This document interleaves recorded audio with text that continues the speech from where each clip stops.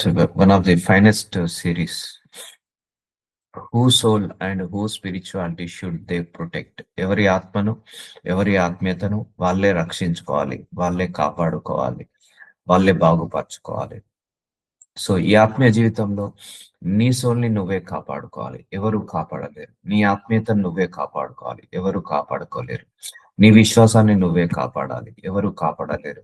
నీ ప్రార్థన జీవితాన్ని నువ్వే కాపాడుకోవాలి, ఎవరు కాపాడలేరు. సో నిన్ను నువ్వు కాపాడుకోవాలి, మనల్ని మనం ప్రొటెక్ట్ చేసుకోవాలి. సో అలాగే మన కుటుంబంలో నలుగురు ఉంటే ఎవరి ఆత్మ వాళ్ళే కాపాడుకోవాలి. ఇప్పుడు తల్లిదండ్రులు బాగున్నారు, పిల్లలు బాగాలేరు అనుకో, అది ప్రాబ్లం. వాళ్ళ పిల్లలకు తల్లిదండ్రులకు ప్రాబ్లం ఉండదు. లేకపోతే పిల్లలు బాగున్నారు అనుకో, తల్లిదండ్రులు బాగాలేరు అనుకో, ఆత్మీయంగా వాళ్ళకు ప్రాబ్లం. తల్లిదండ్రులైనా పిల్లలైనా ఎవరి ఇండివిజువాలిటీ వాళ్ళదే. ఎవరి కాళ్ళ మీద వాళ్ళే నడుస్తారు కదా. ఎవరి ఆహారం వాళ్ళే తింటారు కదా. ఎవరికి దాహం వేస్తే వాళ్ళే తాగుతారు కదా. అలాగే ఈ ఆత్మీయ జీవితంలో ఎవరి సోల్ వాళ్ళే ప్రొటెక్ట్ చేసుకోవాలి. ఇప్పుడు భర్త తప్పు చేశారని భార్య తప్పు చేసింది అనుకో, అప్పుడు భర్తతో పాటు భార్య కూడా రిస్క్ లో ఉన్నట్టు ఆత్మీయ జీవితంలో. ఇప్పుడు భార్య తప్పు చేసిందని భర్త తప్పు చేశారనుకోండి, భర్త కూడా రిస్క్ లో ఉన్నట్టు భార్యతో పాటు. సో అలా రిస్క్ లో మనం పడకూడదు. ఎవరు ఏమన్నా చేసుకునివ్వండి, ఎవరు ఏదైనా మాట్లాడనివ్వండి, ఎవరు ఏమైనా అనుకోండి, అమ్మో ఇది నా ఆత్మ, ఇది నా ఆత్మీయత, నా క్రియల చొప్పున నేను ప్రతిఫలాన్ని పొందుకుంటాను, నా క్రియల చొప్పున నేను దేవుడి దగ్గర నుంచి రివార్డు పొందుకుంటాను. నేను ఇలా తప్పు చేస్తే, ఇలా పొరపాటు చేస్తే నేను తప్పించుకోలేను నా దేవుడి దగ్గర నుంచి. నాకు వాళ్ళు చెడు చేశారని మళ్ళీ చెడు చేశాను అనుకో, నేను నా దేవుడి దృష్టికి చెడ్డవాడిని అవుతాను. ఆ చెడ్డవాడిని బట్టి నాకు ఏంటిది ప్రతిఫలం వస్తుంది. సో అర్థమవుతుందా అండి? సో ఇలా మన ఆత్మను, మన ఆత్మీయతను కాపాడుకోవాలి. సో నిన్న కొన్ని సందర్భాల్లో కొన్ని వచనాలు చెప్పడం జరిగింది.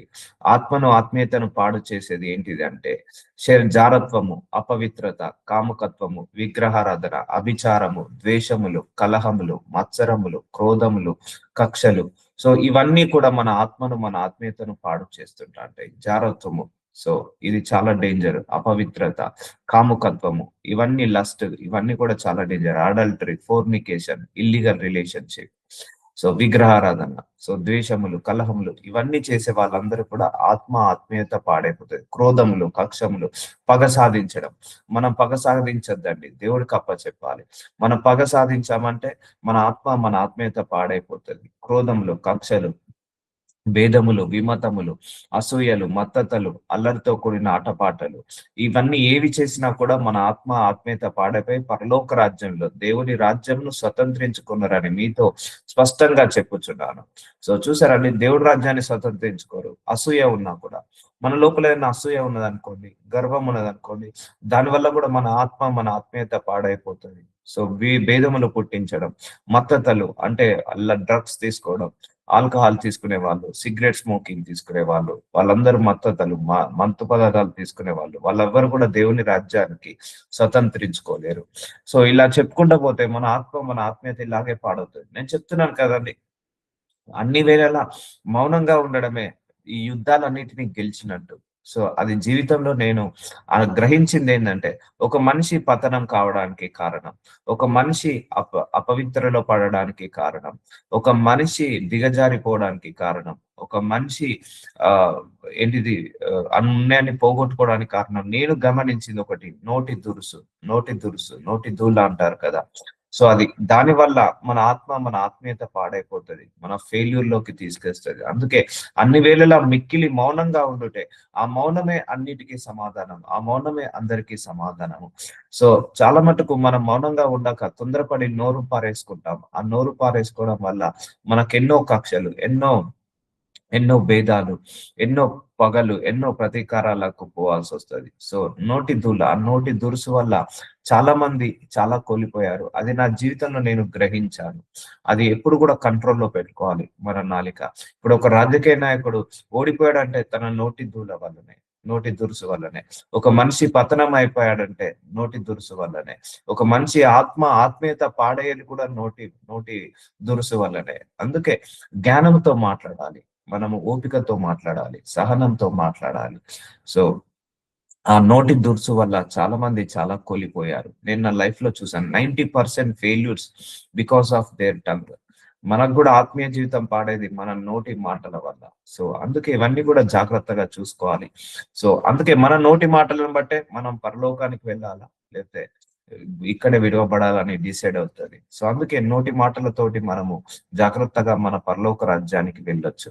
సో జారత్వము జరిగించేవాడు కేవలం బుద్ధి శూన్యుడు. సో జారత్వము అంటే ఇల్లీగల్ రిలేషన్షిప్. సో అదేమవుతుందంటే ఆత్మను ఆత్మీయతను పాడు చేసుకుంటది. అలాంటి వాళ్ళు ఎవరున్నా కూడా దూరం ఉండాలి. మనం ఎప్పుడు కూడా మనం చేయొద్దని ఎంకరేజ్ చేయొద్దు. ఆ విషయంలో ఎప్పుడైనా కూడా అలాంటి వాళ్ళ దగ్గర దూరంగా ఉండాలి. జారత్వము జరిగించేవాడు కేవలము బుద్ధి శూన్యుడు. ఆ కార్యము చేయువాడు స్వనాశమును కోరువాడే. చూసారండి, ఆ కార్యం చేయవాడు స్వనాశం అంటే తన సొంత శరీరాన్ని పాడు చేసుకుంటున్నాడు, తన సొంత ఆత్మను ఆత్మీయతను పాడు చేసుకుంటున్నాడు, తనను తాను నాశనం చేసుకుంటున్నాడు. అర్థమవుతుందండి. సో ఇక్కడ మనం నోటి దూల వల్ల ఎవరు నాశనం కారు, మనల్ని మనమే నాశనం అవుతాం. ఒకరిని తీర్పు తీర్చడం వల్ల ఎవరు నాశనం కారు, మనమే నాశనం అవుతాం. ఒకరిని అనడం వల్ల, ఒకరిని విమర్శించడం వల్ల, ఒకరిని దూషించడం వల్ల, ఒకరిని ద్వేషించడం వల్ల ఎవరు నాశనం కాదు, స్వనాశనాన్ని కోరుకుంటాం. అలాగే ఈ జారత్వము జరిగించేవాడు కూడా వాడి నాశనాన్ని వాళ్ళే కోరుకుంటారు, వాళ్ళ నాశనానికి వాళ్ళే వెళ్తారు. ఎందుకు చెప్తున్నానంటే దేవుడు ఇవన్నీ కూడా ఇక్కడ ఎవరు కాదు, దేవుడు మనందరికి ఒక రక్షణ ఇచ్చేశాడు, సాల్వేషన్. మనం ఏం చేయాలి, దాన్ని కాపాడుకోవాలి. ఇవన్నీ వస్తాయి. ఇప్పుడు నేను బైబిల్ ఏవైతే చూపించానో, మనల్ని విమర్శించే వాడు వస్తాడు, మౌనంగా ఉండి జయించాలి. మనల్ని దూషించే వాళ్ళు వస్తారు, మౌనంగా ఉండి జయించాలి. మనల్ని అపవాది ఎన్నో రకాలుగా అటెంప్ట్ చేస్తుంటా అంటాడు, మౌనంగా ఉండి వాటన్నిటిని జయించాలి. సో జయించి పరలోకానికి రావాలి అంటాడు. సో ఈ జయించే శక్తి దేవుడు మనకు పెట్టాడు, ప్రతి ఒక్కరికి పెట్టాడండి. నేను చెప్తున్నాను కదా, ఇప్పుడు మనం ఆహారం తింటే మన పిల్లలకు కడుపు నిండదు, వాళ్ళు తింటే మనకు కడుపు నిండదు. ఎవరి ఇండివిజువాలిటీ వాళ్ళది, ఎవరి ఆహారం వాళ్ళే తీసుకుంటారో లేదా, ఇంట్లో నలుగురు ఉంటే నలుగురు ఆహారం తీసుకుంటారో లేదా, లేకపోతే ఇద్దరు తీసుకొని ఇద్దరు వదిలేస్తారా? అలాగే ఈ ఆత్మీయ జీవితంలో కూడా నలుగురుంటే నలుగురు ప్రార్థన చేసుకోవాలి, నలుగురుంటే నలుగురు ఆత్మీయంగా ఎదగాలి, నలుగురుంటే నలుగురు ఆత్మలో ఎదగాలి, నలుగురుంటే నలుగురు దేవుళ్ళు ఎదగాలి. అందరూ కూడా దేవుల్లో ఎదగాలి, అందరూ కూడా ఆత్మలో ఆత్మీయంగా ఎదగాలి. ఎవరి ఆత్మను వాళ్ళే కాపాడుకోగలగాలి. సో తప్పు చేసేవాళ్ళు, పొరపాటు చేసేవాళ్ళు, దోషాలు పాపాలు చేసే వాళ్ళంతా కూడా వాళ్ళ స్వనాశాన్ని వాళ్ళు కోరుకుంటారు. ఇప్పుడు ఒకరు ఉంటారు, వాళ్ళు ఇల్లీగల్ రిలేషన్ పెట్టుకుంటారు, వాళ్ళు నాశనానికి దగ్గరలో ఉన్నట్టు, వాళ్ళు నాశనంలో ఉన్నట్టు వాళ్ళు పెట్టుకున్నారని ఇంకా చాలా మంది కూడా చూసి మిగిలిన వాళ్ళు కూడా టెంప్ట్ అయి పెట్టుకుంటా అంటారు. సో అది వాళ్ళని చూసి వీళ్ళు చేయడం వల్ల వీళ్ళకి కూడా ఏమవుతుంది, స్వనాశనాన్ని కోరుకుంటారు. సో అందుకే ఎవరి క్రియలు వాళ్ళనే నాశనం చేస్తాయి, ఎవరి క్రియలు వాళ్ళనే రక్షిస్తాయి, ఎవరి క్రియలను వాళ్ళే వాళ్ళనే కాపాడుతాయి. సో నీ క్రియలే, నీ నోటి మాటలే నిన్ను రక్షిస్తాయి, నీ నోటి మాటలే నిన్ను కాపాడుతాయి. నీ క్రియలే నిన్ను రక్షిస్తాయి, నీ క్రియలే నిన్ను కాపాడుతాయి. నీ స్వబుద్ధే నిన్ను కాపాడుతుంది, నీ బుద్ధే నిన్ను కాపాడుతుంది. కానీ నీ పిల్లలకు అది రాదు. మళ్ళా నీ ఆత్మ, నీ ఆత్మీయత, అలాగే నీకేదైతే కంటెంట్ ఉందో అది నీ పిల్లలకు ఎడ్యుకేట్ చేయండి, మీ పిల్లలకు కూడా నేర్పించండి. సో అప్పుడు దేవుడు అందరినీ కూడా ఆత్మలు ఎదగడానికి సహాయం చేస్తాడు.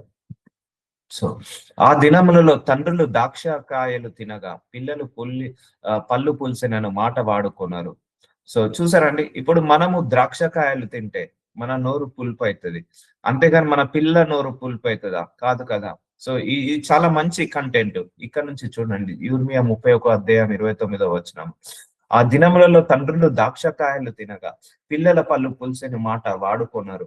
ప్రతివాడు తన దోషము చేతనే మృతి నొందును. చూసారా అండి, ప్రతివాడట తన దోషము చేతనే మృతి నొందును. మనం కరెక్ట్గా ఉంటే మనమే బాగుపడతాం, మన పిల్లలు కరెక్ట్గా ఉంటే మనమే బాగుపడతాం. ఇప్పుడు మనం స్వీట్ తిన్నాం అనుకో, మన పిల్లల నోరు తీపి అవుతుందా?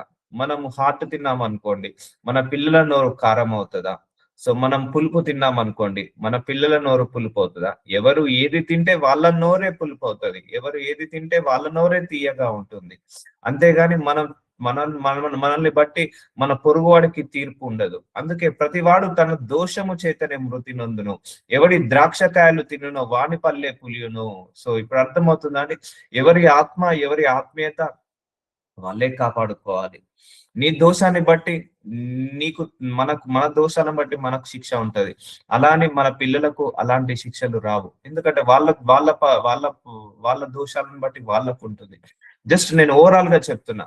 సో అందుకే నీ ఆత్మ నువ్వు కాపాడుకోవడానికి దేవుడు ఇగో ఇవన్నీ వాక్యాలు చెప్తున్నాడు. సో ఎవడు ద్రాక్షకాయలు తిన్న వాడిని పల్లె పులియును. సో నువ్వు ఆహారం తింటే నీకే బలము. అలాగే ఈ స్పిరిచువల్ జర్నీలో కూడా నీది నీకే ఉంటదమ్మా. నువ్వు 10 మంచి కార్యాలు చేయి, అది నీకే ఉంటది. నువ్వు 100 మంచి కార్యాలు చేయి, నీకే ఉంటది. ఒక 10 మందిని నువ్వు దూషించు, అది నీకే ఉంటది. 10 మందిని విమర్శించు, నీకే ఉంటది. అందుకే నీ ఆత్మను నువ్వే కాపాడుకో, ఎవరు కాపాడుకోలేరు. సో నీ తల్లిది కావచ్చు, నీ తండ్రిది కావచ్చు, నీ అన్నదమ్ములు కావచ్చు, అక్క చెల్లెలు కావచ్చు, ఎవ్వరు నీ ఆత్మను, నీ ఆత్మీయతను కాపాడలేరు. అది నీ లోపే, నీకు నువ్వే కాపాడుకోగలగాలి. యేసు ప్రభువారు అలాగే కాపాడుకున్నాడు, యోసేపు అలాగే కాపాడుకున్నాడు. ఎవరి ఆత్మను, ఆత్మీయతను కాపాడుకొని పరలోక రాజ్యంలో నివసిస్తున్నారు. సో ఆ దినములలో తండ్రులు ద్రాక్షకాయలు తినగా పిల్లలు పళ్ళు పులిసెనని మాట వాడుకున్నారు. ప్రతివాడు తన దోషముల చేతనే మృతి నందును. ఎవడు ద్రాక్షకాయలు తిన్నో వాని పల్లె పులియును. మరల యెహోవా వాక్కు నాకు ప్రత్యక్షమై ఇలాగ సెలవిచ్చెను. ఎస్కేలు 18వ అధ్యాయం. తండ్రులు ద్రాక్షకాయలు తినగా పిల్లలు పళ్ళు పులిసెనని మీరు చెప్పుచూ వచ్చెదరే. ఇజ్రాయేలీల దేశం గురించి సామెత మీరెందుకు పలికెదరు. సో చూసారా అండి, ఇప్పుడు మనము బాగున్నాం, తల్లిదండ్రులుగా మనం కరెక్ట్ గా ఉన్నాం, పిల్లలు కరెక్ట్ గా లేరు అనుకో, వాళ్ళ ఆత్మీయ జీవితం పాడైపోయినట్టే. అందుకే ఎడ్యుకేట్ యువర్ చిల్డ్రన్స్, మీ చిల్డ్రన్స్ కూడా. ఇప్పుడు ప్రాబ్లం లేదు, మనకు ఎంతో కొంత బైబిల్ గురించి తెలుసు, ఎంతో కొంత ఆత్మీయత గురించి తెలుసు, ఎంతో కొంత మనం పరిశుద్ధత తెలుసు, పవిత్రత గురించి తెలుసు. కానీ మన పిల్లలకు కూడా ఆ పరిశుద్ధత, పవిత్రత గురించి తెలియాలి. సో కాబట్టి ఎవరు ఆహారం తింటే వాళ్ళకే బలం వస్తుంది, ఎవరు స్వీట్ తింటే వాళ్ళ నోరే తీయగా ఉంటుంది, ఎవరు పులుపు తింటే వాళ్ళ నోరే పుల్లగా అవుతుంది, అంతేగాని వాళ్ళ పిల్లల నోర్లు పుల్లవి కాదు అని అంటున్నాడు. సో ఇక్కడ అర్థమవుతుందండి ఎందుకు ఇవన్నీ చెప్తున్నా అంటే, ఇండివిజువాలిటీ, మన క్రియల చొప్పునే మనకు ప్రతిఫలం ఉంటది. మళ్ళీ చెప్తున్నా, రేపు రెండో రాకడ సమయంలో, రెప్పపాటు సమయంలో అంతా మారిపోతుంది. సో అప్పుడు నా చెల్లి వచ్చిందా, నా తల్లి వచ్చిందా, నా అక్క వచ్చిందా, నా తమ్ముడు వచ్చిందా అని చూసుకోవడానికి ఉండదు, సెకండ్స్ లో మారిపోతుంది మొత్తం. అప్పుడు నీ ఆత్మీయతను బట్టే నువ్వు పరలోక రాజ్యానికి వెళ్తావు. నీ పిల్లలు నీ భర్త ఆత్మీయతను బట్టే పరలోక రాజ్యానికి వెళ్తారు. సో ఎవరి సోల్ వాళ్ళదే, ఎవరి స్పిరిట్ వాళ్ళదే, ఎవరి ఆత్మీయత వాళ్ళదే. అప్పుడు నీకు ఇవేమి గుర్తుండదు. అయ్యో నాకు 2 పిల్లలు ఉన్నారే, 4 పిల్లలు ఉన్నారే, నా భార్య ఉందే, నా భర్త ఉందే, వీళ్ళు వచ్చారా లేదా, ఇవన్నీ ఉండదు. జస్ట్ రిమెంబర్స్, ఈ భూలోకం అన్ని కూడా మాసిపోతాయి. నూతన శరీరంతో పైకెత్తబడతాం, నూతన మైండ్ ఉంటుంది. ఇక మనకి ఇవన్నీ గుర్తుండేయండి, టక్కున ఒక్క సెకండ్ లో మొత్తం డిస్కనెక్ట్ అయిపోతాం ఈ లోకం నుంచి. అప్పుడు మనం రిగ్రెట్ కాకుండా ఉండాలంటే ఈ రోజే మనం ఆత్మీయతను కాపాడుకోవాలి. సో అర్థమవుతుందా. సో నా జీవము తోడు, ఈ సామెత ఇజ్రాయలీలో మీరు ఇక పలుకారు. చూసారా, ఇక ఈ సామెత పనికి రాదు. ఎవరి ఆత్మీయత వాళ్ళదే, ఎవరు ఆహారం తింటే వాళ్ళకే శక్తి.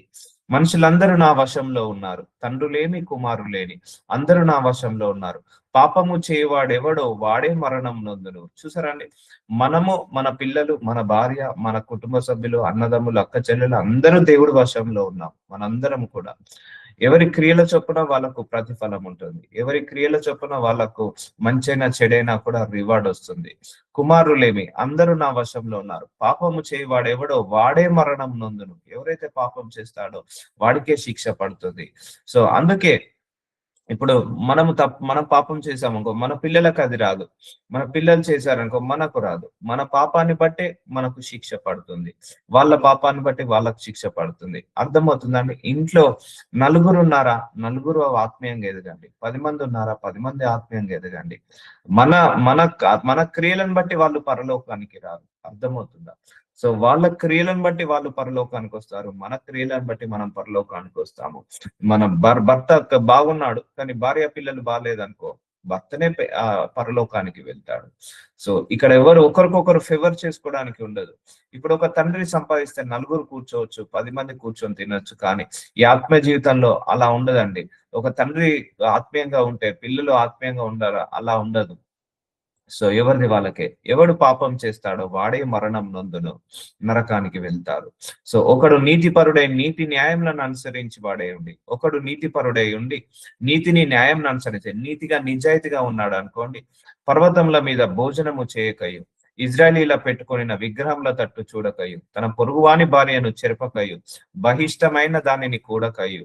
సో ఇలా చేస్తే అంటే ఎవరైనా కూడా నీతిగా నిజాయితీగా ఉండి సో ఇలాంటివి చేయకుండా చెడ్డ వాటిని చేయకుండా సో ఇజ్రాయేలీలో పెట్టుకున్న విగ్రహంల తట్టు చూడకయు, తన పొరుగువాని భార్యను చెరపకయు అంటే పొరుగువాని భార్యను ఆశించకుండా భర్తను ఆశించకుండా బహిష్టమైన దానిని కూడకయు, ఎవరినైనాను బాధ పెట్టకయు. చూసారండి, ఎవరిని బాధ పెట్టక సో రుణస్థునికి అతని తాకట్టును చెల్లించి బలాత్కారం చేత ఎవరికైనా నష్టము కలుగ చేయకయుండినైన వాడై ఆకలి గల వానికి ఆహారం ఇచ్చి దిగంబరికి బట్ట ఇచ్చి వడ్డీకి అప్పికియక లాభము చేపట్టకయు అన్యాయము చేయకయు నిష్పక్షపాతముగా న్యాయము తీర్చి.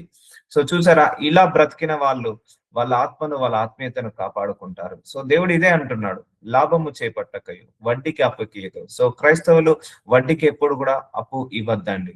2 చొప్పున 3 చొప్పున 4 చొప్పున 5 చొప్పున ఇట్లా పర్సంటేజ్ ఇస్తారు కదా ఇంట్రెస్ట్ కి, ఎప్పుడు కూడా మనం వడ్డీకి డబ్బులు ఇవ్వకూడదు. సో నిష్పక్షపాతముగా న్యాయము తీర్చి యథార్థపరుడై నా కట్టలను గైకొనుచు నా విధులను సరిచూచుచుండిన ఎడల వాడే నిర్దోషి అగును, నిజంగా వాడే బ్రతుకును. ఇదే ప్రభు అయిన యెహోవా వాక్కు. చూసారా అండి, సో ఇన్ని రాసి పెట్టాడు వీడు ఇక్కడ దేవుడు ఇన్ని రాసి పెట్టాడు. సో ఇలా బ్రతకాలి అని అంటున్నాడు. సో ఎవరైతే నా కట్టడాలను, ఎవరైతే నా శాసనాలను, ఎవరైతే నా విధులను అనుసరిస్తారో వాళ్ళే నిర్దోషి అవుతారు.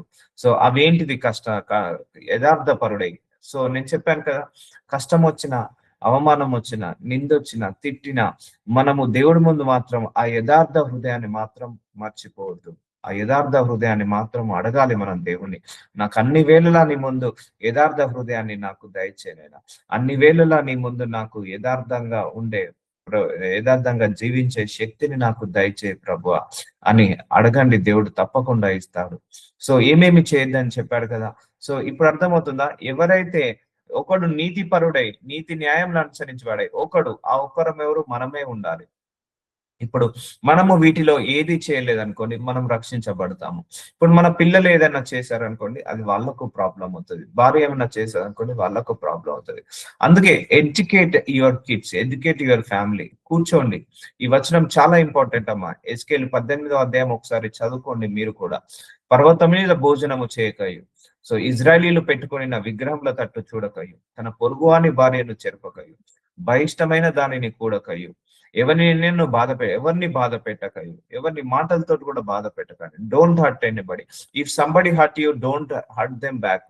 అర్థమవుతుందా? ఎవరైనా నిన్ను బాధ పెడితే నోటి మాటల వల్ల, ప్రవర్తన వల్ల మళ్ళీ తిరిగి నువ్వు బాధ పెట్టబాక. అప్పుడు ఏమవుతావు, నువ్వు వాళ్ళని బాధ పెట్టిన వాళ్ళ అవుతావు. రుణస్థునికి అతనికి తాకట్టు చెల్లించి బలాత్కారం చేత. ఇప్పుడు కొంతమందికి డబ్బులు ఇస్తారు, ఇవ్వకపోతే వాళ్ళ మీద దాడులు చేస్తారు. సో బలాత్కారం చేత ఎవరికైనాను నష్టము కలగదు. చూసారా, ఎవరికి కూడా నష్టం చేయకుండా ఆకలిగానికి ఆహారం ఇచ్చి, ఆకలితో ఉన్న వాళ్ళకు ఆహారం ఇచ్చి, దుస్తులు లేని వాళ్ళకు బట్టలు ఇచ్చి, వడ్డీకి అప్పుకియకు. సో వడ్డీకి ఎప్పుడు కూడా ఆర్థిక సహాయం అడిగితే ఇచ్చేసేయండి. నీ దగ్గర 10,000 ఉన్నాయి, ఆర్థిక సహాయం ఇచ్చేసేయండి, మళ్ళీ వచ్చినప్పుడు అది వస్తుంది. లేకపోతే నువ్వు వడ్డీకి మాత్రం ఇవ్వద్దు. లాభము చేపట్టకయు, అన్యాయము చేయకయు. సో ఎవరికి అన్యాయం అక్రమం చేయకుండా నిష్పక్షపాతంగా న్యాయము తీర్చి. సో న్యాయము తీర్చేటప్పుడు మనము నిష్పక్షపాతంగా పక్షపాతం లేకుండా న్యాయము తీర్చి యథార్థపరుడై నా కట్టలను గైకొనొచ్చు నా విధులను అనుసరించిన ఎడల వాడే నిర్దోషి అగును. చూసారండి, ఇలా ఎవరు బ్రతుకుతే వాళ్ళే నిర్దోషి అవుతారు. ఇప్పుడు ఇలా మనం బ్రతికాము, ఇప్పుడు మన కుటుంబ సభ్యులు బ్రతకలేదు అనుకోండి, వాళ్ళు నిర్దోషులు కారు, మనము నిర్దోషులు అవుతాం. లేకపోతే మన కుటుంబ సభ్యులు బ్రతుకుతున్నారు అలా, నేను నిర్దోషి, మనము బ్రతకలేదు అనుకోండి, మనము నిర్దోషులం కాము. నిజంగా వాడే బ్రతుకును. ఇదే ప్రభు అయిన యెహోవా వాక్కు. చూడండి, ఎందుకు చెప్తున్నానంటే ఇండివిజువాలిటీ నేర్పుతున్నా. ఇది నీ ఆత్మమ్మ, రేపు పరలోకానికి వెళ్ళేది నువ్వే కాపాడుకో నీ ఆత్మను.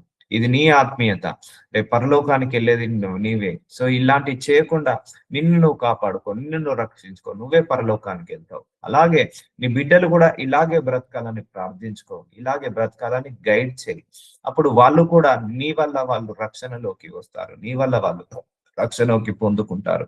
సో ఎవరైతే ఈ వాక్యం వింటున్నారో వాళ్ళందరూ కూడా దేవుడు ఈ రోజు మీ అందరినీ దర్శిస్తున్నట్టు మీ అందరినీ కూడా దేవుడు దర్శిస్తున్నాడు.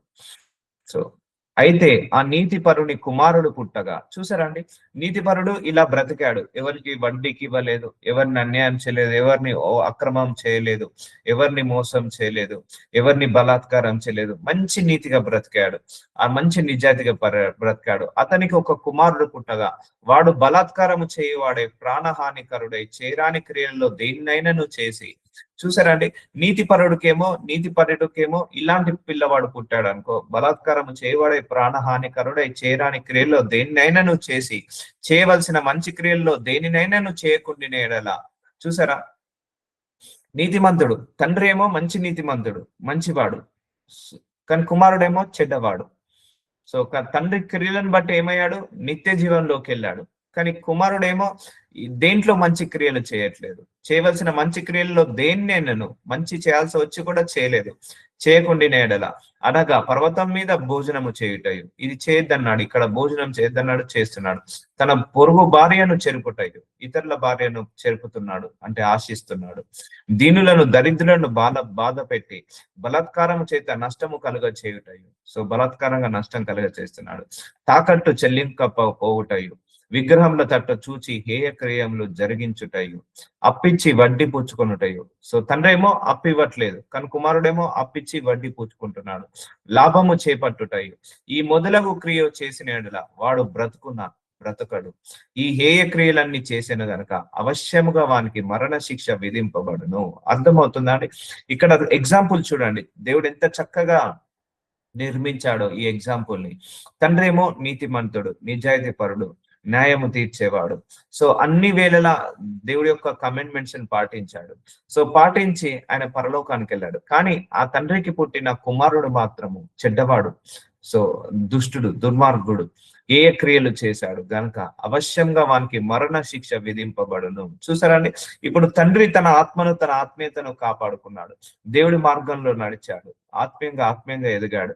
సో అలాగే కుమారుడు నడవలేదు. సో ఇప్పుడు ఏమవుతుంది, తండ్రి క్రియలను బట్టి వాడు బ్రతకట్లేదు. తండ్రి మంచితనాన్ని బట్టి వాడు బ్రతకట్లేదు.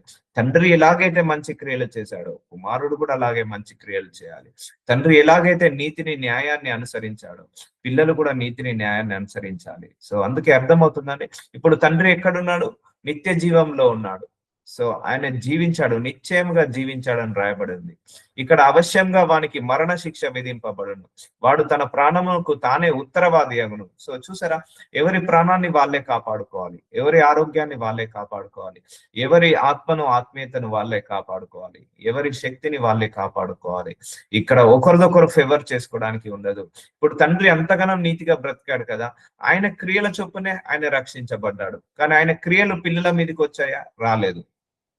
ఆయన క్రియలు పిల్లల మీదకి రాలేదు. మళ్ళీ పిల్లలు చెడిపోయాడు, ఇక్కడ కొడుకు చెడిపోయాడు.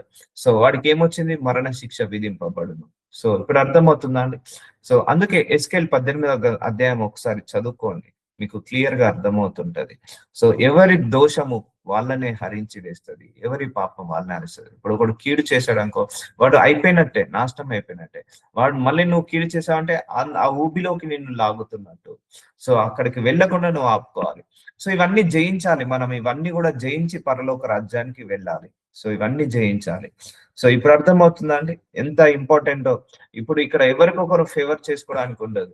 సో వాడు కీడు చేశాడు కదా, వాడు మరణానికి పాత్రుడు. నువ్వు కీడు చేస్తే నువ్వు జీవంలో నుంచి మరణంలోకి వెళ్తున్నట్టు. ఇవన్నీ మన డే టు డే యాక్టివిటీస్ లో ఇంప్లిమెంట్ చేయాలి. అందుకే శక్తినివ్వు ప్రభువా, జ్ఞానం ఇవ్వు ప్రభువా. మనకు తెలియక మన ఓన్ వేలో డీల్ చేస్తాం సిచ్యువేషన్స్ ని. అందుకే ఆస్క్ గాడ్ ఫర్ విజ్డమ్. అయ్యా నాకు విజ్డమ్ ఇవ్వండి, నాలెడ్జ్ ఇవ్వండి, ఇది ఎలా హ్యాండిల్ చేయాలి, ఈ సిచ్యువేషన్స్ ఎలా హ్యాండిల్ చేయాలి, ఈ పీపుల్ని ఎలా హ్యాండిల్ చేయాలి, ఈ పరిస్థితులను ఎలా హ్యాండిల్ చేయాలి, ఈ మనుషులను ఎలా హ్యాండిల్ చేయాలి అడగండి, దేవుడిని ఇస్తాడు. ఎందుకంటే మనము దేవుడికి నచ్చినట్టుగా మనం డీల్ చేయాలి. సో అన్ని వేళలా మనం యథార్థ హృదయాన్ని కోల్పోకూడదు. సో వడ్డీకి ఇవ్వద్దు, సో ఇవన్నీ హేయ క్రియలు చేయొద్దు, విగ్రహంలో తట్టు తిరగద్దు. సో ఇవన్నీ కూడా నీ ఆత్మను, నీ ఆత్మీయతను కాపాడుకున్నట్టు. ఇప్పుడు అర్థమవుతుందండి. ఇప్పుడు మంచి ఎగ్జాంపుల్ ఇచ్చాడు ఒక సామెత, తండ్రులు ద్రాక్షకాయలు తింటే పిల్లల నోరు పులుసున అలా పులివ్వండి. ఎవరి ద్రాక్షకాయలు తింటే వాళ్ళ నోరే పులిసిపోతుంది, వాళ్ళ నోరే పుల్లగా ఉంటుంది. ఎవరు స్వీట్ తింటే వాళ్ళ నోరే స్వీట్ గా ఉంటుంది, తీయగా ఉంటుంది. ఎవరు కారం తింటే వాళ్ళ నోరే కారంగా ఉంటది. సో అంతేకాని ఒకరిదొకరిది ఉండదు. సో నేను ఆహారం తింటే నాకే శక్తి వస్తది కానీ నా భార్యకు, నా పిల్లలకు రాదు. ఇప్పుడు వాళ్ళు తింటే వాళ్ళకే శక్తి వస్తది కానీ నాకు రాదు. సో అలాగే ఈ స్పిరిచువల్ జర్నీలో ఎవ్రీ ఇండివిజువాలిటీ వీరే. అందుకే దేవుడు కూడా అందరిని విశ్వాసంలో ఎదిగేలాగా కోరుకుంటాడు. దేవుడు కూడా అందరూ ఆయన మీద ఆధారపడేలాగా కోరుకుంటాడు. మన పిల్లలైనా ఆయన మీదనే ఆధారపడాలి, మన తల్లిదండ్రులైనా ఆయన మీదనే ఆధారపడాలి, మనమైనా మన భార్య అయినా ఎవరైనా కూడా ఆయన మీదనే ఆధారపడాలి. ఎవరి ఆత్మను, ఎవరి ఆత్మీయతను వాళ్ళే కాపాడుకోవాలి. Everybody should connect with God only. So అందుకే అందరూ కూడా దేవుళ్ళో ఎదగాలి, వాక్యంలో విశ్వాసంలో ఎదగాలి. సో మనము ఒకరి మీద ఒకరు డిపెండ్ కాకుండా అందరము దేవుడి మీద డిపెండ్ అయ్యేలాగా మన ఆత్మను కాపాడుకోవాలి. ఇప్పుడు అర్థమవుతుందా అండి ఎంత ఇంపార్టెంటో? ఇప్పుడు నువ్వు చెక్ చేసుకో, ఎస్ నా ఆత్మ రిస్క్ లో ఉందా, నా ఆత్మీయత రిస్క్ లో ఉందా, నేను కరెక్ట్ గా ఆత్మీయంగా ఉంటున్నానా, ఇంకా నేను ఏమైనా తప్పులు చేస్తున్నానా, ఇంకా ఏమైనా పొరపాట్లు చేస్తున్నానా, రేపు రెండో రాకడ సమయం వస్తే నేను ఆ ఎత్తబడే గుంపులో ఉంటానా, లేకపోతే వీళ్ళను గురించి ఆలోచించి నేనేమైనా రిస్క్ లో పడుతున్నానా, వాళ్ళ గురించి వీళ్ళ గురించి తిట్టి విమర్శించి నేనేమైనా రిస్క్ లో పడుతున్నానా, రేపు రెండో రాకడ సమయం వస్తే నాకు నేనే ఎత్తబడే గుంపులో ఉంటాను. అది మా తల్లి ఉంటుందా, తండ్రి ఉంటాడా, అన్న ఉంటాడా, తమ్ముడు ఉంటాడా, ఎవరికీ తెలియదు. మనం ఉంటామా ఎవరికి తెలియదు. మనం ఉండాల్సిందల్లా మనము, మన కుటుంబ సభ్యులందరము కూడా సిన్సియర్ గా దేవుల్లో ఎదగాలి, సిన్సియర్ గా ఆత్మీయంగా ఎదగాలి, సిన్సియర్ గా ఆ వాక్యంలో దేవుల్లో ఎదగాలి, ప్రార్థనలు ఎదగాలి. సో సిన్సియర్ గా ఎవరి ఆత్మను వాళ్ళే ప్రొటెక్ట్ చేసుకోవాలి. ఇప్పుడు నేను ఎగ్జామ్ రాస్తే మీకు మార్కులు రావు, మీరు ఎగ్జామ్ రాస్తే నాకు మార్కులు రావు. ఎవరు ఎగ్జామ్ రాస్తే వాళ్ళకే మార్కులు వస్తాయి. ఎవరి ఎగ్జామ్ ఎంత బాగా రాస్తే వాళ్ళకే బాగా మార్కులు వస్తాయి. ఎవరి ఎగ్జామ్ వాళ్ళు మంచిగా రాస్తే వాళ్ళకే అంత మంచి మార్కులు వస్తాయి. ఇది నీ ఎగ్జామ్, నువ్వే రాయాల్సిందే. ఇది నీ ఆత్మ, నువ్వే కాపాడుకోవాల్సిందే. ఇది నీ ఆత్మీయత, నువ్వే కాపాడుకోవాల్సిందే. నీ భర్త కాపాడలేడు, నీ భార్య కాపాడలేడు. నీ నోటి మాటల వల్లనే నీకు పుణ్య ఫలము, నీ నోటి మాట వల్లనే మన పాప ఫలము, రెండు మనమే అనుభవించాల్సి ఉంటది. ఎవరి ఇండివిజువాలిటీ వాళ్ళదే. సో తండ్రి నీతి క్రియలు చేస్తే ఆ తండ్రి నీతి క్రియలను బట్టి పరలోకానికి వెళ్తాడు. కుమారుడు నీతి క్రియలు చేయకపోతే అవశ్యంగా వానికి మరణ శిక్ష విధింపును. వాడు తన ప్రాణంనకు తానే ఉత్తరయాది. అంటే ఎవరి ప్రాణాన్ని వాళ్ళే కాపాడుకోవాలి, ఎవరి ఆత్మను వాళ్ళే కాపాడుకోవాలి. ఇక్కడ దేవుణ్ణి అనాల్సింది లేదు.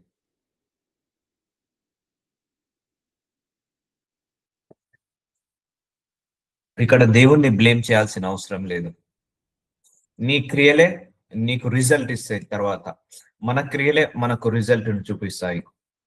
సో అయితే అతనికి కుమారుడు పుట్టగా ఆ కుమారుడు తండ్రి చేసిన పాపములన్నిటిని చూచి ఆలోచించుకొని అట్టి క్రియలు చేయకుండిన ఎడల, ఒకవేళ ఒకవేళ తండ్రి, ఒక కుమారుడు ఉన్నాడు, తన తండ్రి పాపి, అంటే ఘోరంగా మందు తాగేవాడు, వ్యభిచారం చేసేవాడు, అప్పిచ్చేవాడు, ఇతరులను విమర్శించేవాడు, దూషించేవాడు తండ్రి.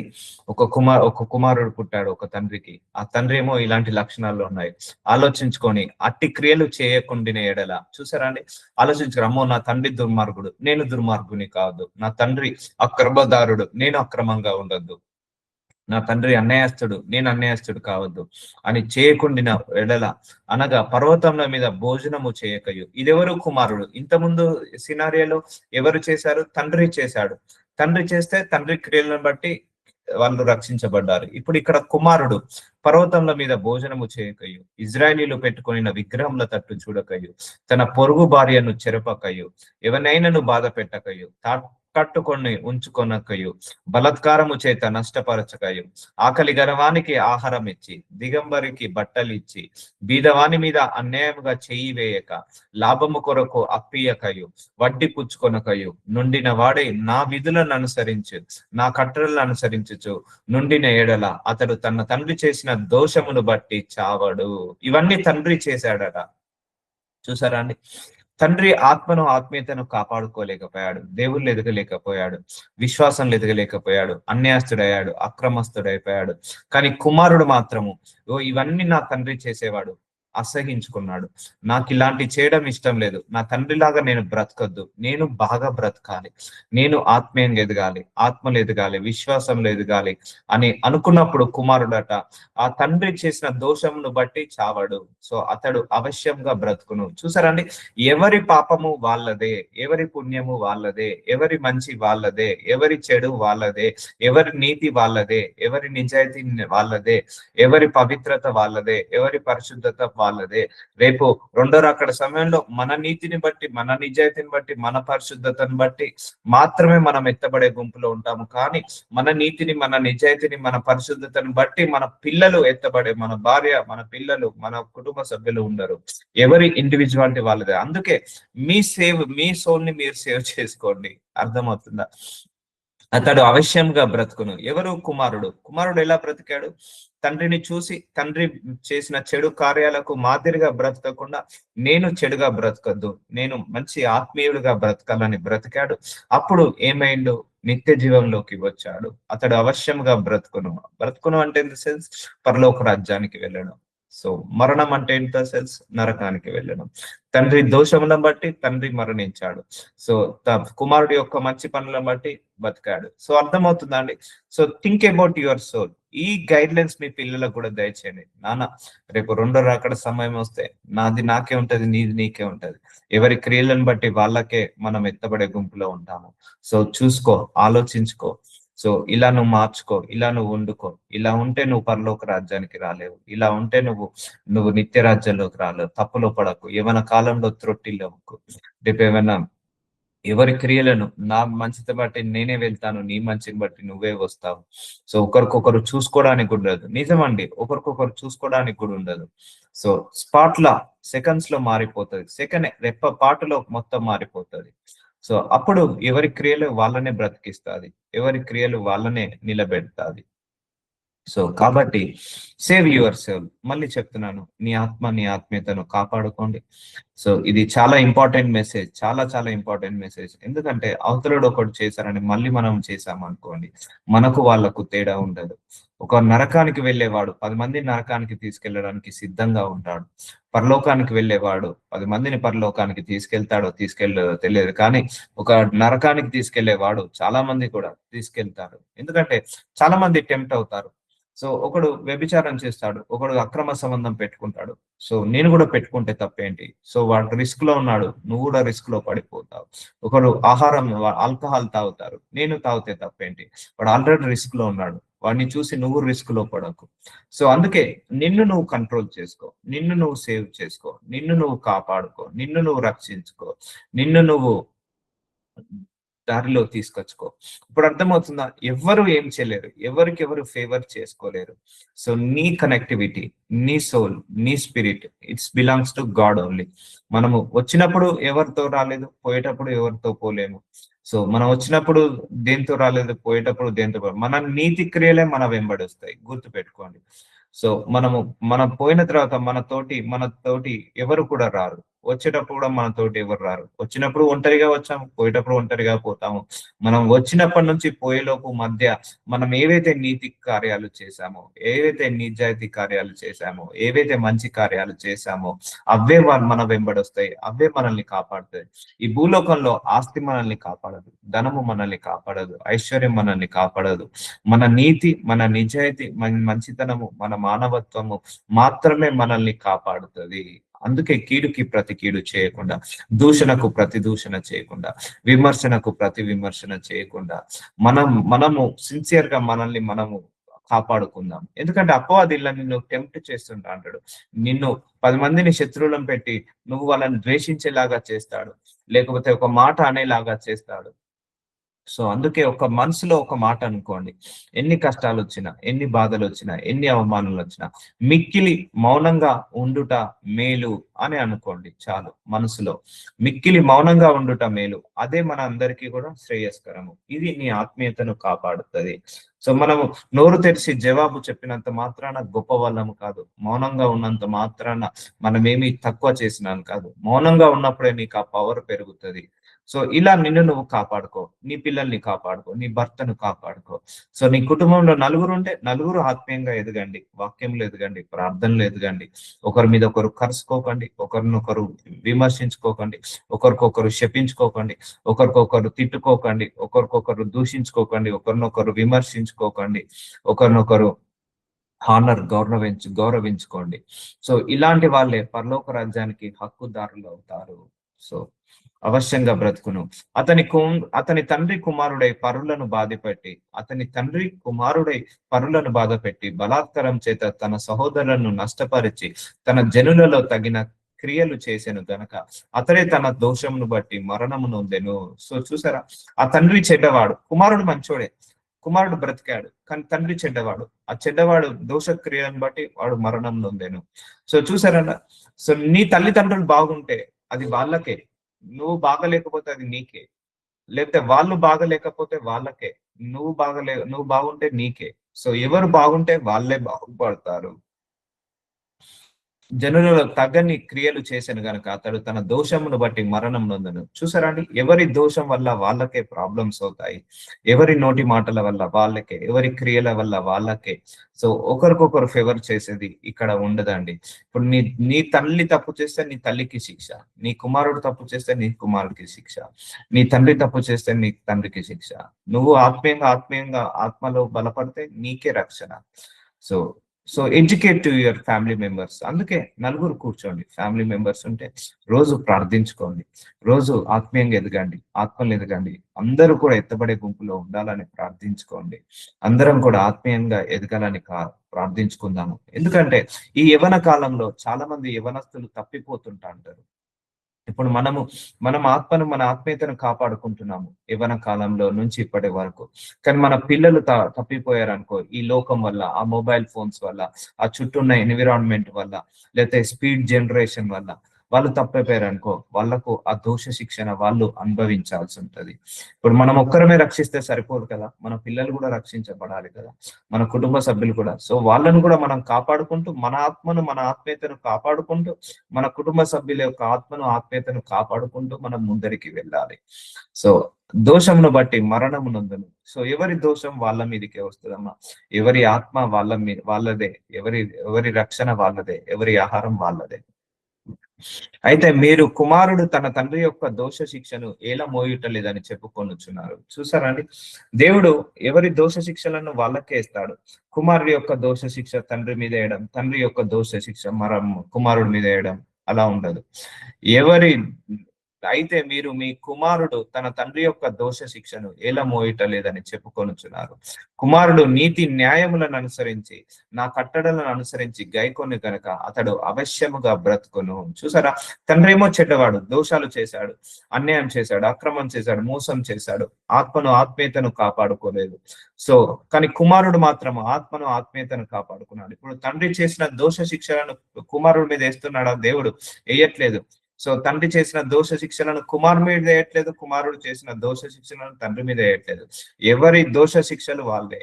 అర్థమవుతుందా అండి? ఎవరి కాళ్ళ మీద వాళ్ళే నిలబడుతున్నట్టు, ఎవరి కాళ్ళతో వాళ్ళు నడుస్తున్నట్టు, ఎవరికి పొట్టకి వాళ్ళే ఆహారం తింటున్నట్టు, ఎవరి ఆకలి వాళ్ళే ఆహారం తింటున్నట్టు, దాహం తీర్చుకుంటున్నట్టు, ఎవరి దోష శిక్ష వాళ్ళు అనుభవించాల్సిందే, ఎవరి నీతి న్యాయాలు వాళ్ళు అనుసరించండి. అందుకే మనము మంచి చేద్దాం, మన పిల్లలతో కూడా మంచి చేపిద్దాం. మనం నీతి నిజాయితీగా ఉందాం, మన పిల్లలకు కూడా నీతి నిజాయితీ నేర్పిద్దాం. మనము అన్ని రకాలుగా ఆశీర్వదించబడి మన పిల్లల్ని కూడా అన్ని రకాలుగా ఆశీర్వదించేలాగా మార్చుకుందాము. సో చూడండి ఎంత మంచి వాక్యాలు. తన తండ్రి యొక్క దోష శిక్షను ఏల మోయటలేదని చెప్పుకొనుచున్నారు. కుమారుడు నీతి న్యాయములను అనుసరించి నా కట్టలన్నింటి అనుసరించి గైకొను గనక అతడు అవశ్యముగా బ్రతుకును. సో ఇక్కడ కుమారుడు కాపాడుకున్నాడు తన ఆత్మను. సో కుమారుడు తన ఆత్మను, కానీ తండ్రి కాపాడుకోలేకపోయాడు. ఇంతకుముందు సినారియాలో తండ్రి కాపాడుకున్నాడు, కానీ కుమారుడు కాపాడుకోలేకపోయాడు. సో ఇప్పుడు అర్థమైందమ్మా డిఫరెన్సియేషన్. సో పాపము చేయువాడే మరణం నొందును. తండ్రి యొక్క దోష శిక్షను కుమారుడు మోయటలేదని కుమారుని దోష శిక్ష తండ్రి మోయడు. చూసారండి, ఎవరి దోష శిక్షలు వాళ్ళు మోయడు. నీ దోషము నువ్వే మోయాల్సిందే, నీ తప్పులు నువ్వే మింగాల్సిందే, నీ ఆహారం నువ్వే మింగాల్సిందే. నీతి పరుని ఆ నీతి పరునికే చెందును, దుష్టుని దుష్టత్వము ఆ దుష్టునికే చెందును. చూసారా, ఇప్పుడు అక్క చెల్లెలు, అన్నతమ్ములు ఎవరి తప్పు చేస్తే వాళ్ళకే పనిష్మెంట్స్. అన్నదమ్ములు, అక్క చెల్లెలు ఒకరిదొకరిది ఉండదమ్మా. అందుకే ఇప్పుడు అర్థమవుతుందా ఎంతవరకు మనం ఎన్ని తప్పులు చేశామో, ఎన్ని రాంగ్స్ చేశామో, ఎన్ని మిస్టేక్ చేశామో. సో మీ అత్త తప్పు చేస్తే చేయనివ్వండి, మీ కోడలు తప్పు చేస్తే చేయనివ్వండి, మీ అక్క తప్పు చేస్తే చేయనివ్వండి, చెల్లెలు తప్పు చేస్తే చేయనివ్వండి. ఎవరు ఎన్ని తప్పులు చేసినా నువ్వు తప్పు చేయకుండా చూసుకో చాలు. ఎవరు ఎన్ని పొరపాట్లు చేసినా నువ్వు పొరపాటు చేయకుండా చూసుకో చాలు. ఎవరు ఎన్ని మాటలన్నా నువ్వు మాటలు అనకుండా చూసుకో చాలు. సో నీ మాటలను బట్టి, నీ పొరపాట్లను బట్టి, నీ తప్పులను బట్టి, నీ దోషాన్ని బట్టి, నీ నీతిని బట్టి నీకు రివార్డు, నీ దోషాలను బట్టి నీకు రివార్డు వస్తుంది. పాపము చేయవాడే మరణం నొందుతాడు. తండ్రి యొక్క దోషణ శిక్ష కుమారుడి మీద మోయడు, కుమారుని యొక్క దోష శిక్ష తండ్రి మీద మోయడు. నీతి పరుని నీతి ఆ నీతి పరునికే చెందును, దుష్టుని దుష్టత్వము ఆ దుష్టునికే చెందును. సో అర్థమవుతుందండి, ఎవరి పాపం ఎవరు అనుభవించాల్సింది వాళ్ళు అనుభవించాల్సిందే అంటారు కదా. ఎవరు చేసిన పాపం వాళ్ళు అనుభవించాల్సిందే. సో ఎవరు చేసిన పుణ్యం కూడా వాళ్ళే అనుభవించాల్సిందే. సో అర్థమవుతుంది కదండి ఎంత డెప్త్ ఉందో ఈ వాక్యంలో. సో అందుకే నువ్వు నువ్వు చెక్ చేసుకోండు, ఇవి నాతో సహా మీతో సహా ఇంకా ఎక్కడైనా తప్పులు చేస్తున్నామా, ఇంకా ఏమైనా పొరపాటు చేస్తున్నామా. అమ్మో ఈ గయాలితనం నాలో ఉంది, ఇది తీసేసుకోకపోతే నా ఆత్మీయత పాడైపోతుంది. అమ్మో ఇలా నేను అరుస్తున్నాను అందరి మీద, ఇలా అరవకుండా నేను దీర్ఘశాంతంతో ఉంటే నా ఆత్మీయత పాడ కాకుండా ఉంటుంది. సో అని నువ్వు అనుకో. సో మంచి ఆహారం మనం పొద్దున్న లేవగానే మంచి హెల్తీ ఫుడ్ తింటాం కదా, మంచి ఫ్రెష్ అండ్ హెల్తీ ఫుడ్ తింటాం కదా, అలాగే మన ఆత్మీయను కూడా అలా హెల్తీగా ఉంచుకోవాలి. సో ఏది కరెక్ట్ చేస్తుంది? నీ కోపం కరెక్ట్ చేస్తుందా? నీ నోటి మాటలు కరెక్ట్ చేస్తుందా? నీలో ఉన్న ద్వేషము, పగ కరెక్ట్ చేస్తుందా? సో ఒకటే గుర్తుపెట్టుకోండి, ఎవరు ఏమన్నా అనుకోనివ్వండి, నువ్వు మాత్రం నీ ఆత్మలో నువ్వు ఎదుగుతుండు ఆత్మీయతలో. ఎందుకంటే అపవాది ఇట్లా డిస్ట్రాయ్ చేస్తుంటా అంటాడు, మనల్ని ఇట్లా దారి తప్పిస్తుంటా అంటాడు. మనం తొందరగా టెంప్ట్ కావాలి, మనం తొందరగా పాపంలో పడాలని, మనం తొందరగా విమర్శలో పడాలని. అపవాది ఎప్పుడు కూడా అక్యూజర్.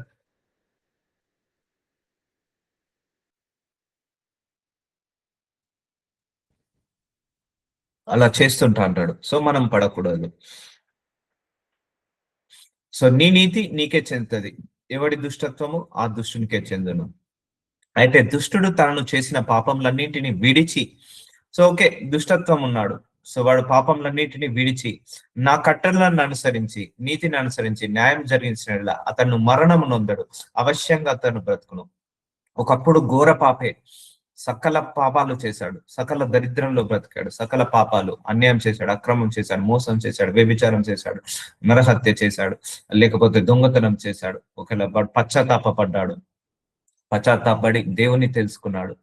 సో నీతిని అనుసరించి దేవుని న్యాయానుసారంగా బ్రతుకుతున్నాడు, దేవుడి చిత్త ప్రకారం బ్రతుకుతున్నాడు. సో ఆ గతాన్ని దేవుడు వేస్తాడు. సో దేవుడు ప్రజెంట్ తీసుకొని అతను మరణం నొందాడు, అవశ్యంగా అతడు బ్రతుకును. సో మరణానికి ఇవ్వడు దేవుడు. సో చూసారా, గతాన్ని ఎప్పుడు కూడా దేవుడు తుడిచివేస్తాడు. గతంలో ఘోర పాపి, కానీ ఇప్పుడు పుణ్యాత్ముడుగా మారాడు, ఇప్పుడు మంచివాడిగా మారాడు. సో దేవుడు ఆ గతాన్ని బట్టి శిక్ష వేయడు, కరెంట్ ప్రజెంట్ బట్టే అతన్ని రక్షించుకుంటాడు. న్యాయం జరిగించిన అతను మరణం నొందడు, అవశ్యముగా అతడు బ్రతుకును. సో చూసారా, మేబీ ఇప్పటి వరకు మనం కూడా ఎన్నో తప్పులు, ఎన్నో పొరపాట్లు చేయొచ్చు, దేవుడు వాటన్నిటిని తుడిచివేస్తాడు, ఎన్నో పాపాలు చేయొచ్చు. బట్ ఈ రోజు నుంచి మనం కరెక్ట్ చేసుకుందాం. ఈ రోజు నుంచి, ఎందుకంటే టుడే ఈ రోజు నీ క్రియలను బట్టే నీకు నీతి ఫలం ఉంటది. ఆనాడు సిల్వలో ముగ్గురు వేళ్లాడుతున్నారు, యేసుప్రభు వారు ఒక దొంగ, ఇద్దరు దొంగలు. ఒక దొంగ ఘోరమైన పాపాలు చేశాడు, లాస్ట్ కి పశ్చాత్తాపడ్డాడు. ఏసయ్య నీ రాజ్యంలో నన్ను జ్ఞాపకం చేసుకో, నువ్వైతే దేవుడి కుమారుడు అని నేను నమ్ముతున్నాను, నేను నిన్ను అంగీకరిస్తున్నాను అన్నాడు. ఆ పశ్చాత్తాపాన్ని బట్టి పరలోకానికి వెళ్ళాడా లేదా? ఇంకొక దొంగ, సో నువ్వు దేవుడి కుమారుడు అయితే నువ్వు మేకులు పీక్కో, నువ్వు దేవుడి కుమారుడు అయితే నువ్వు కిందికి రా అని విమర్శించాడు. ఆ విమర్శించి దూషించి అక్కడే ఆగిపోయాడు. సో కానీ ఇంకొకతనేమో దేవుణ్ణి తెలుసుకొని అంగీకరించి అతను పశ్చాత్తాపడి పరలోక రాజ్యానికి నాతో పాటు ప్యారడైజ్ కి రా అంటాడు, నాతో పాటు పరదేశ్ లో ఉండు అంటాడు. సో చూసారా అండి, అలా ఉంటుంది. సో ఇప్పటి వరకు నేనైనా మీరైనా ఎవరైనా కూడా ఎన్నో తప్పులు, ఎన్నో పొరపాట్లు, ఎన్నో దోషాలు చేసి ఉండొచ్చు, చేశాము కూడా. వాటన్నిటిని కూడా తుడిచివేయి ప్రభు అంటే తుడిచివేసి ఈ రోజు నుంచి మన ఆత్మను, మన ఆత్మీయతను కాపాడుకుందాం. ఎందుకంటే hour God is good all the time, hour God is good. ఆయన గుడ్ ఫర్ గివర్, ఆయన క్షమించే దేవుడు.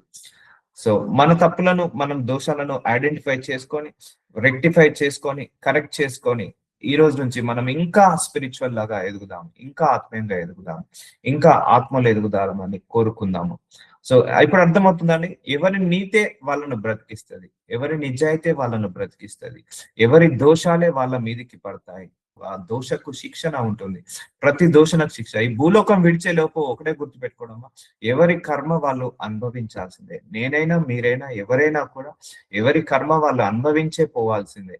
అందుకే ఒకరిని విమర్శించే ముందు, ఒకరిని దూషించే ముందు మనము అది సంతోషమేయచ్చు ఇప్పుడు, కానీ తర్వాత బాధపడకుండా వాటన్నిటిని అనుభవించాల్సి ఉంటుంది.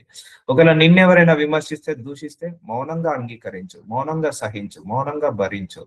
వీటికి నువ్వు దోషణ శిక్షలు, దీనికి దేవుడు నీకు మంచి రివార్డ్ అని ఇస్తాడు. సో అర్థమవుతుందా అండి? సో అవశ్యంగా అతడు బ్రతుకును. So humbleness, kindness, goodness, forgiveness, compassion and mercy, ఇవన్నీ కూడా మనం బిల్డప్ చేసుకోవాల్సిన క్యారెక్టర్స్. ఇవన్నీ కూడా మనము ఏంటిది నేర్చుకోవాల్సిన క్యారెక్టర్స్. సో వీటిని బట్టే మనం అందరం కూడా పరలోక రాజ్యానికి వెళ్తాం. ఒకరు దోషం చేసేదని మళ్ళీ మనం దోషం చేస్తే మన ఆత్మ, మన ఆత్మీయతనే రిస్క్ లో ఉన్నట్టు. అతడు చేసిన అపరాధములలో ఒకటి జ్ఞాపకంలోనికి రాదు, అతని నీతిని బట్టి అతడు బ్రతుకును. చూసారండి, గతంలో ఎన్ని పొరపాట్లు, ఎన్ని పాపాలు చేసినా కూడా దేవుడు జ్ఞాపకం చేసుకోడట. తన నీతి ఈ రోజు నుంచి ఏ నీతిని చేస్తున్నాడో ఆ నీతిని బట్టి అతడు బ్రతుకుతాడు. So so educate yourself, నీకు నువ్వు ఎడ్యుకేట్ చేసుకో. అమ్మో, ఇది నా ఎత్తబడే గుంపులో నేను ఉండాలి, నా పిల్లలు ఉండాలి, నా కుటుంబం ఉండాలి. సో నన్ను నేను కాపాడుకుంటా, నన్ను నేను రక్షించుకుంటా అని అనుకో. నీ గతాన్నంతా తుడిచివేయమని అడుగు, దేవుడు తప్పకుండా తుడిచివేస్తాడు. గతాన్నంతా మర్చిపోవాలని అడుగు, దేవుడు తప్పకుండా మర్చిపోయేలాగా చేస్తాడు. సో ఈ రోజు నుంచి ఓకే, గత అయిపోయింది, ఏదో అయిపోయింది. సో ఈ రోజు నుంచి మనందరం కూడా ఇంకా ప్యూరిఫై అవుదాం, ఇంకా మన మనసులను మార్చుకుందాం, మన ఆత్మను, మన ఆత్మీయతను కాపాడుకుందాం. మనల్ని మనమే కాపాడుకోవాలి. నేను మళ్ళీ చెప్తున్నాను, ఇక్కడ ఒకరికొకరు ఫేవర్, ఒకరికొకరు హెల్ప్, ఒకరికొకరు సహాయం చేసుకునేది ఏముండదు. నీకు నువ్వే జ్ఞానం ఇచ్చాడు కదా, ఆ జ్ఞానంతో నీకు నువ్వు కాపాడుకో.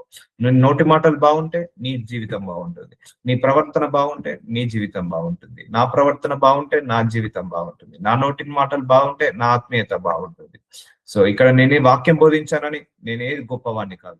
ఈ వాక్యాన్ని నేను పాటించినప్పుడే నాకు రక్షణ, నాకు కాపాడాలి. లేకపోతే నేను ఈ వాక్యం నుంచి తొలగిపోతే నాకు వచ్చే శిక్షలు నాకు వస్తాయి. సో అర్థమవుతుందా అండి? సో ఇలా ఉంది వాక్యం అని మీకు చెప్తున్నాను. ఈవెన్ నేను కూడా నేర్చుకుంటున్నాను. సో అందరం కూడా ఎదుగుదాము, ఇంకా 10 మందిని ఎదిగేలాగా సహాయం చేద్దాం. దుష్టుల మరణం నొందుట చేత నాకెంత మాత్రమే నన్ను సంతోషంకరంగా. దేవుడికి ఇష్టం అండి, ఇష్టం ఉండదు. వాడు పాపము దోషాల్లో ఉండి వాడు చనిపోవడం దేవుడికి ఇష్టం ఉండదు. వాడు మార్చుకోవాలి. వారు తమ ప్రవర్తనను దిద్దుకొని బ్రతుకుటయే నాకు సంతోషము. సో దేవుడికి ఏది సంతోషం అంట? వాడు దుష్టుడు దుర్మార్గుగా ఉండి అలాగే మరణించి నరకానికి వెళ్ళడం దేవుడికి సంతోషమా? కాదు.